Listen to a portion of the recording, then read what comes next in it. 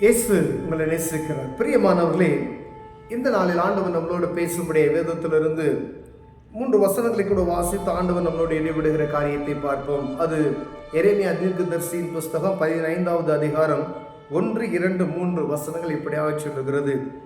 கர்த்தர் என்னை நோக்கி, மோசேயும் சாமுவேலும் என் முகத்துக்கு முன்பாக நின்றாலும் என் மனம் இந்த ஜனங்கள் பட்சமாய் சாராது. இவர்கள் என் முகத்தை விட்டு புறப்பட்டு போகும்படி இவர்களை துரத்திவிடு. எங்கே புறப்பட்டு போவோம் என்று இவர்கள் உன்னை கேட்டால், நீ அவர்களை நோக்கி, சாவுக்கு ஏதுவானவர்கள் சாவுக்கும், பட்டயத்துக்கு ஏதுவானவர்கள் பட்டயத்துக்கும், பஞ்சத்துக்கு ஏதுவானவர்கள் பஞ்சத்துக்கும், சிறையிருப்புக்கு ஏதுவானவர்கள் சிறையிருப்புக்கும் நேராய் போக வேண்டும் என்று கர்த்தர் உரைக்கிறார் என்று சொல்லு. கொன்று போட பட்டயமும், பிடித்து இழக்க நாய்களும், பட்சித்து அளிக்க ஆகாயத்து பறவைகளும், பூமியின் மிருகங்களும் ஆகிய 4 விதமான வாதைகளை நான் அவர்கள் மேல் வர கட்டளையிடுவேன் என்று கர்த்தர் சொல்லுகிறார். பிரியமானவர்களே, இந்த தீர்க்கதரிசியை எரேமியா தீர்க்கதரிசி ஆண்டவர் சொல்லுகிறார், இந்த வணங்கா கழுத்துள்ள ஜனங்கள், இந்த வணங்கா கழுத்துள்ள ஜனங்கள் பழைய ஏற்பாட்டின் காலத்தில் ஆதியாகம புஸ்தகத்திலிருந்து நம்ம மோசே நடத்தி வந்த அந்த பாதைகள்லாம் பார்க்கும் பொழுது வணங்கா கழுத்துள்ள ஜனங்கள் ஆண்டவர் கோபப்படுகிறதை நாம் பார்க்க முடிகிறது. பிரியமானவர்களே, இந்த எரேமியா தீர்க்கதரிசி சொல்றாரு, இவங்க நான் சொன்னுடைய வார்த்தைக்கு நான் அவர்களை வழிநடத்தி வந்த பாதைகளை மறந்துவிட்டு என்னுடைய சத்தத்துக்கு இவர்கள் செவி கொடுக்காமல் போனபடினால் இவர்களை என்னை விட்டு துரத்தி விடு என்று சொல்லுகிறார். பிரியமானவர்களே, ஜனங்களை துரத்தி விடு, 4 விதமான வாதைகளுக்கு நான் இவர்களை ஒப்புக் கொடுக்க போகிறேன் என்று சொல்லுகிறார். அந்த கொடிதான வாதையிலிருந்து ஒருவனும் தப்பி பிழைக்க விடாதபடிக்கு அவன் சாவுக்கு ஏதுவான சாவுக்கும் ஒவ்வொரு காரியத்தை ஆண்டவர் சொல்லுகிறார்.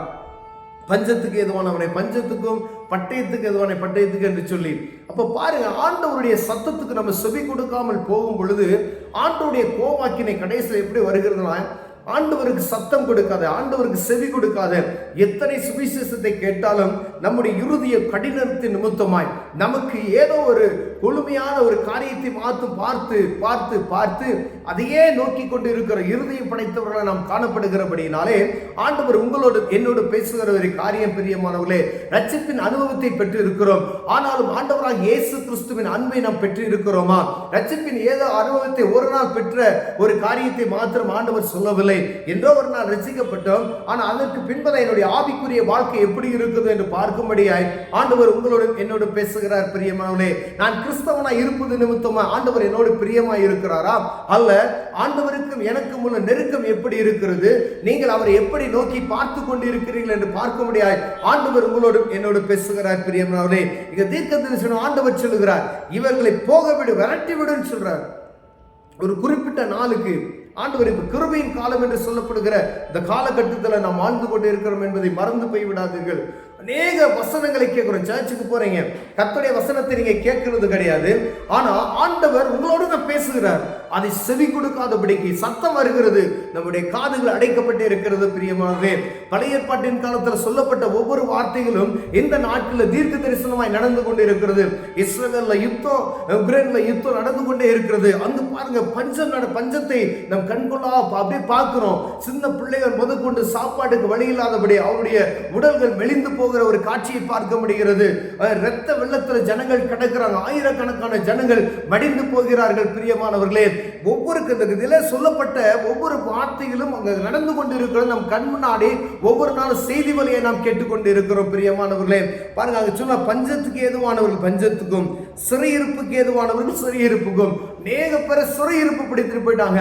சிறையிருப்புல பாத்தீங்க அப்படின்னு சொன்னா அவர்களுக்கு உணவு கிடைக்கல. ஒரு இஸ்ரவேலுடைய ஒரு மனிதனை சிறையிருப்புல வச்சு மெலிந்து போன ஒரு காட்சியை யூடியூப்ல நம்ம பார்த்திருப்போம்னு நினைக்கிறேன். அப்ப பாருங்க, ஏதோ ஒரு நாட்டுல நடந்துகிட்டு இருக்கு அப்படி நம்ம நினைக்க முடியாது.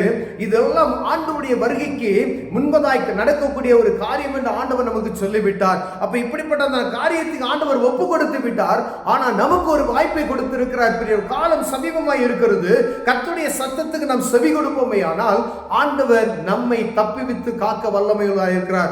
அவருடைய பிள்ளைகளை அவர் ஒரு நாள் கைவிட மாட்டார். பிரியமானவர்களே, ஏன்னா அவர் யுத்த வீரர், நமக்காக யுத்தம் செய்கிறவர் என்பதை நாம் அறிந்திருக்கிறோம். வேதம் அப்படித்தான் சொல்லுகிறது. அவர்களுக்காய் அவர் வழக்காடுவார், என் ஜனத்துக்காய் நான் வழக்காடுவேன் என்று சொல்லுகிறார். பிரியமானவர்களே, அப்படியானால் கர்த்தருடைய சத்தத்துக்கு செவி கொடுக்காதபடிக்கு, ஆண்டவருடைய வார்த்தைக்கு கீழ்ப்படியாதபடி இருப்போமே என்றால் இப்படிப்பட்டதான ஒரு காரியம் உங்களுக்கும் நேரிடும், எனக்கும் நேரிடும் என்று ஆண்டவர் சொல்கிறார். பிரியமானவர்களே, மனம் போன போக்குல ரட்சிப்பின் அனுபவத்தை பெற்றிருப்போம், நல்ல ஆலயத்துக்கு போயிட்டு வருவோம், ஆனால் ஆண்டவரை துதிக்கிற துதி நம்மளோடு இருக்காது. வீட்டில் எப்படி இருக்கிறோம், வீட்டில் எப்படி நடக்குது, வீட்டில் ஒருவேளை என்ன நினைக்கிறாங்க அப்படின்னு சொன்னா, போதகர்கள் மட்டும்தான், பிரசங்கியார்கள் மட்டும்தான் இப்படி இருக்கணும் அப்படி நினைச்சுக்கிறாங்க. மற்றவங்களாம் நம்ம ஒரு நாள் போய் சர்ச்சில் போய் இந்த சத்தத்தை கேட்டுட்டு வந்தா மட்டும் போதும் அப்படின்னு நினைக்கிறாங்க மக்கள்லாம். ஆனா ஒவ்வொருவரும் இயேசு கிறிஸ்துவை சொந்த இரட்சகரை ஏற்றுக்கொண்ட ஒவ்வொருவரும், கிறிஸ்தவன் என்று அழைக்கப்படுகிற நீங்கள் ஒவ்வொருவரும் ஆண்டவர் விரும்புகிறது அவரோடு இணைந்திருக்கிறோம்.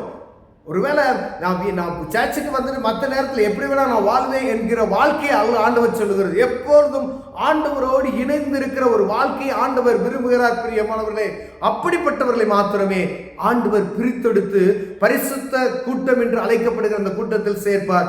அவர் வருகை வரும் பொழுது அவர் நம்ம என்ன செய்வாராம், அவர் பக்கமே நம்ம இழுத்துக் கொள்வார் என்று சொல்லப்படுகிறது. பிரியமானவர்களே, ஒருவேளை அவர் சத்தத்துக்கு நம்ம செவி கொடுக்காமல் போவேமே ஆனால் ஆண்டவர் சொல்கிற இந்த வார்த்தைகளை பாருங்க, கடுமையான வார்த்தைகள். செய்தி வழிகளை நம்ம கேட்டுக்கொண்டு இருக்கிறோமே, இதெல்லாம் நடந்து கொண்டு இருக்கிறது.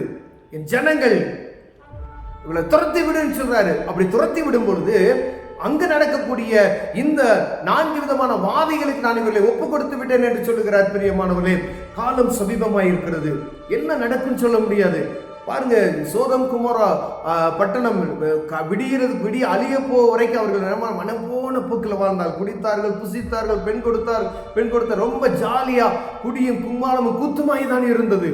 ஆனால் விடிந்த பின்பு அந்த ஊரே இல்லாமல் போய்விட்டதை நாம் அறிந்திருக்கிறோம். பிரியமானவர்களே, அப்படிப்பட்டதான சூழ்நிலை நம் தேசத்துக்கோ பட்டணத்துக்கு வராதபடிக்கு திறப்பு நின்று ஆண்டோடைய சமூகத்தை எல்லாரும் சேர்ந்து ஜெபிக்கும் பொழுது தேசத்துக்கு வர இருக்கிற ஆபத்திலிருந்து பாதுகாக்க முடியும், குடும்பத்துக்கு வர இருக்கிற ஆபத்திலிருந்து பாதுகாக்க முடியும், நம்ம தனிப்பட்ட வாழ்க்கைக்கு வரக்கூடிய ஆபத்திலிருந்து நம்ம தப்பித்துக் கொள்ள முடியும். கண்களை மூடுவோம், ஜெபம் செய்வோம். அன்பின் தகப்பனே, ஆண்டவர் நீங்க உங்க வார்த்தைக்கு கீழ்ப்படுகிற இருதயத்தை எங்களுக்கு தாங்க. ஆண்டவரே, இந்த வேத புத்தகத்தை ஆண்டவரே நாங்கள் உட்கொண்டு அதன்படி நடக்க எங்கள் இருதயத்தை ஆண்டவரே அப்பா சுத்தப்படுத்துவீராக நாங்கள் ஜெபிக்கிறோம். ஆண்டவரே, தப்பித்துக்கொள்ள வகை தடைகளுக்கு கிருபை பாராட்டுங்க.